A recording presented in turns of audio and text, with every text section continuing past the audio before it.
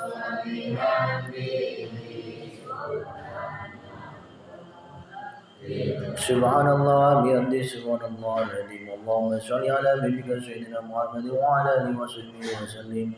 Allahumma shalli ala nabiyyika sayyidina Muhammad wa ala alihi wa sahbihi wa sallim. Allahumma shalli ala nabiyyika sayyidina Muhammad wa ala alihi wa sahbihi wa sallim ajma'in. Selanjutnya doa kepada Pak Imam Kartono.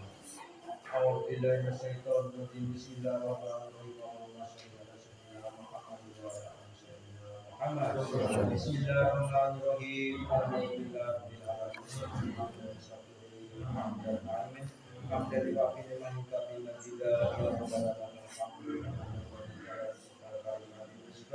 Allahumma ighfir lil muslimin muslimat wal mu'minat innaka sami'un qaribun. Ar-Rahman ar-Rahim wa